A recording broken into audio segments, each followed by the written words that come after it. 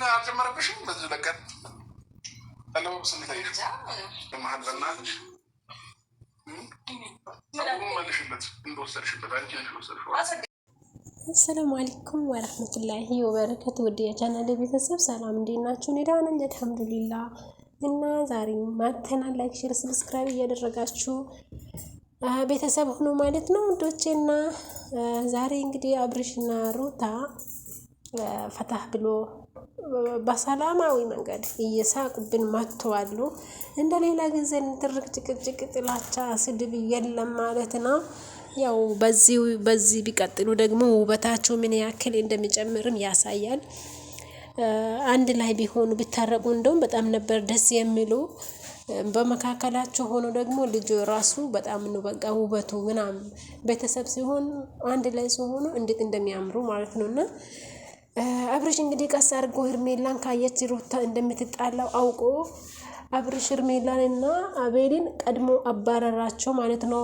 ሩታ ከሄደች በኋላ እንገናኛለን ብሎ ያው ሩታ እንደማትፈልጋቸውና እነሱ ካሉ ጥላቻ እንደማይቀራ ያወቀ አብርሃም ቀድሞ ሄርሜላንና አቤልን አባረራቸው ማለት ነው። እሺ ጥሩ ነው። እና አብርሽ ቢያንስ በዚህ ብትቀጥልና ከሄርሜላ ቀስ እያልክ ብትራቅ ከሩታ ጋራ ታርቃችሁ ሰላም ትፈጥሩልን ነበረ ማለት ነው። አንተና ሩታ በጣም ልባችሁ ቅርብ ነው። በጣም ማለት ያኒ ሰው እኮ ያስታውቃል። ታይስገባችሁ አይደለ? ሰው እኮ ያኒ ሰውን ከፊቱ ማንበብ የምንችል ከሆነ ከፊቱ ማወቅ እንችላለንና አብርሽና ሩታ ምን ያክል እንደሚፈላለጉ ያሳያል። ገባችሁ? ያ ሸሚዟቸውና ስለተጣሉ ሸሚዟቸው ነው እንጂ ታርቆ አንድ ላይ ቢሆኑና አንድ ቤት ሆኖ ልጃቸውን ቢያሳድጉ በጣም ይፈልጋሉ ማለት ነው። እንግዲህ ሩታና አብርሽ ለልጃችሁ ብላችሁ ታርቃችሁ አንድ ላይ ብትሆኑ አሪፍ ነው ብዬ አስባለሁ። ያው ሩታም እንግዲህ ልጁን ይሄን ያክል ደግሞ ችላ አትበይ። ያለ እናት ይሄ 5 ወር 6 ወር ያልሞላው ልጅ እስከ መቼ ድረስ ጡት እያጠቡ ያው ወተት እየቀደሽ ትሊክና ይቀመጣል? በጣም ከባድ ነውና ልጁን በኋላ ደግሞ ለሌላ ነገር እንዳታጋልጡትና ልጁን ጥንቃቄ አድርጉ። ቢያንስ 6 ወር 5 ወር ከሞላው በኋላ እንደፈለጋችሁ አንዳንዳችሁን እረፍት መውሰድ ካለባችሁ አንድ ጊዜ ወደ አብርሽ አንድ ጊዜ ወደ አንቺ እያለ መኖር ይችላል። አሁን ግን እድሜው ራሱ አይወስንም። በጣም ህፃን ልጅ ነውና ህፃን ልጅን እንደዚህ በመሃል ከምትጫወቱበት ቢያንስ ለልጃችሁ ቆም ብላችሁ ብታስቡና ወይ ታርቃችሁ አንድ ቤት ሆናችሁ ልጁን አንድ ላይ አንከባክቡት። አንዳችሁ ወጣ ስትሉ አንዳችሁ እየጠበቃችሁ፣ አንዳችሁ ስትደክሙ አንዳችሁ እያያችሁት በመካከል በፍቅር አሳድጉት። ኦኬ። እኛንም ግራ አታጋቡን፣ ለራሳችሁም ግራ አትጋቡ። ልጁንም ደግሞ በመሃል እንዳትጎዱት ፕሊዝ። እንደዛ ነው ማለት የምፈልገው። ሄርሜላ አንቺን ቢሆን ከነሱ መካከል ቀስ ብለሽ ብትርቂ አሪፍ ነበረ ማለት ነው።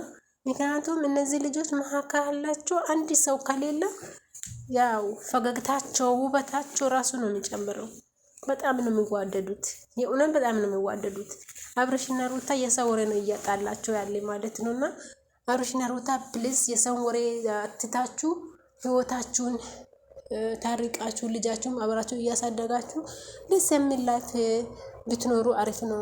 ምክንያቱም ሰው በዚህ ጊዜ ያጣላል እንጂ አያስታርቅም። አሁን ዛሬ የሩታና የአብርሽን ፊት ያየሁት ምን ያክል እንደሚዋደዱ ነው ያሳየኝ ማለት ነውና ከፊታቸው ያስታውቃል።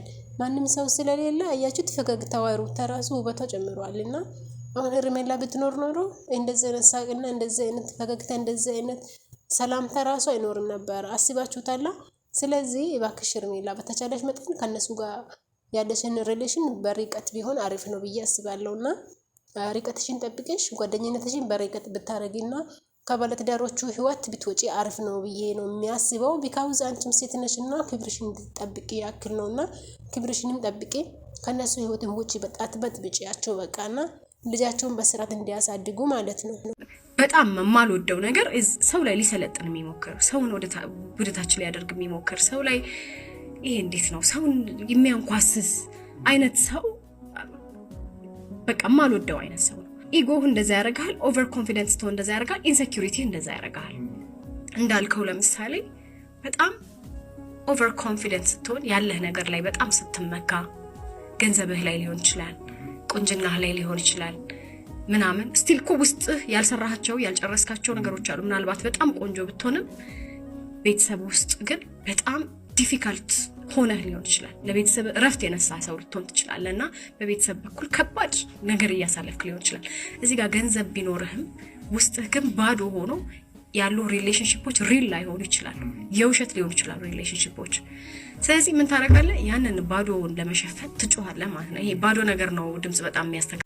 እንግዲህ ሩታ የሆነ ጊዜ ያው እንደዚህ በቃ ለትዳሯ ማስታወት እየከፈለች እንደሆነና ለትዳሯ ብላ ያህዋ ሆና አውቃ እንደምትሆን የሆነ ቦታ አውርታ ነበር ማለት ነውና ሴት ልጅ ጠንካራ ስትሆን አስታዋይ ስትሆን ሁሉም ነገር ችላ ማሳለፍ ትፈልጋለች። ለትዳሯ ለክብሯ